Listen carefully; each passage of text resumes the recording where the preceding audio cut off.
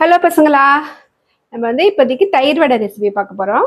வடை செஞ்சு வச்சுருந்தோம் இல்லையா, அதுலேயே தயிர் வடை எப்படி செய்கிறது அப்படிங்கிறதையும் சேர்த்தே பார்த்துடலாம். ஓகே, ஃபஸ்ட் வந்து வடை வேணும். அடுத்தது வந்து தயிர் வந்து நான் காலையில் தான் உர ஊற்றி வச்சுருக்கேன். ஒரு அரை இது தான் உரைஞ்சிருக்கு. அந்த மாதிரி ஸ்வீட் தயிராக இருந்தால் தான் நல்லாயிருக்கும். அடுத்தது வந்து இதெல்லாம் மிக்சியில் போட்டு அரைக்கிறதுக்கு தேங்காய், கொஞ்சமாக ஜீரகம், பச்சை மிளகாய், இஞ்சி இதெல்லாம் வந்து நம்ம மிக்சியில் போட்டு அரைச்சிக்க போகிறோம். இதோட தயிரையும் சேர்த்து ஒரு சுற்றிக்கணும். அடுத்தது அதோட நம்ம உப்பு, சர்க்கரை ரெண்டும் கொஞ்சம் கொஞ்சம் போட்டுக்கலாம். தாளிக்கிறதுக்கு வந்து கடுகு, உளுத்தம்பருப்பு, கருவேப்பிலை, பெருங்காயம். கார்னிஷிங்க்கு வந்து கொத்தமல்லியும் மிக்சர், ஓமப்பொடி இருந்தால் ஓமப்பொடி, காரா பூந்தி, மிக்சர் உங்களுக்கு எது வேணுமோ போட்டுக்கோங்க. என்கிட்ட இப்போ மிக்சர் இருக்குது, அதனால மிக்சர் போட்டுக்கிறேன். ஃபர்ஸ்ட் வந்து நம்ம என்னென்னலாம் அரைக்கலான்னு பார்த்துக்கலாம். சுகர் போட்டுக்கிறேன். சுகரு, அப்புறம் உப்பு, பச்சை மிளகாய், இஞ்சி, ஜீரகம் சும்மா ஒரு அரை ஸ்பூன் போட்டால் போதும் ஜீரகம். அப்புறம் தேங்காய்.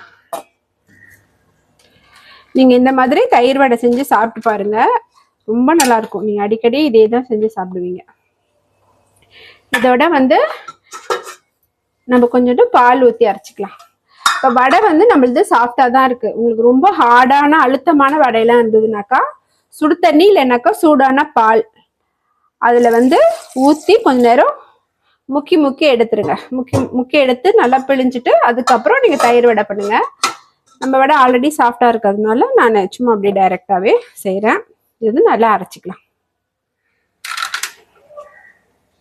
பாருங்க, நல்லா அரைச்சாச்சு. இது வந்து தயிரோட மிக்ஸ் பண்ணிக்கலாம். நல்லா மிக்ஸ் பண்ணிக்கோங்க. பாருங்க, இந்த அரைச்சி வச்சதை போட்டு இந்த தயிரோட சேர்த்து நல்லா மிக்ஸ் பண்ணிடுங்க.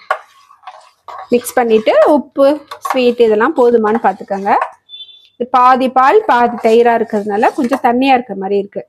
இது நம்ம வந்து ஒரு 2-3 ஹவர்ஸ் நல்லா ஊற வச்சோன்னு வச்சுக்கோங்க. தயிர் வந்து கரெக்டான கன்சிஸ்டன்சிக்கு வந்துடும்.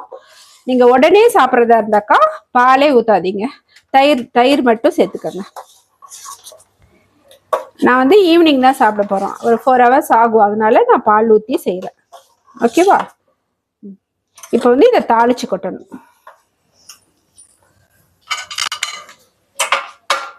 வந்து தாளிக்க போகிறோம்.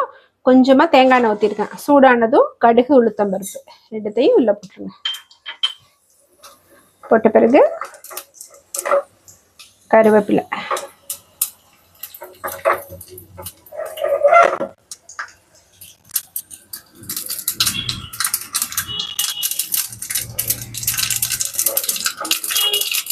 கருவேப்பிலை வந்து போட்டாச்சு.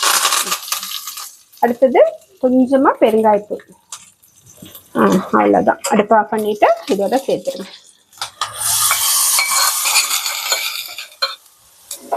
இதோட சேர்த்தாச்சு. இப்போ நம்ம வந்து இதில் வந்து வடையெல்லாம் போட போகிறோம்.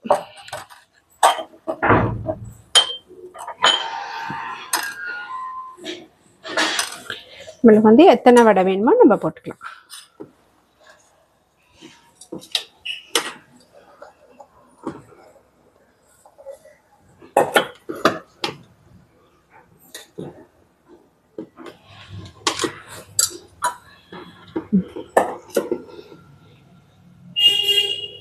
இது மாதிரி போட்டுட்டு ஒரு 3 to 4 ஹவர்ஸ் ஊற வைக்கணும். உங்களுக்கு ஊற வைக்க டைம் இல்லைன்னாலோ இல்லை வடை கொஞ்சம் ஹார்டாக இருந்தாலோ நீங்கள் என்ன பண்ணணுன்னாக்கா, நான் வேணா உங்களுக்கு ஒரு வாட்டி செஞ்சு காமிச்சிடுறேன்.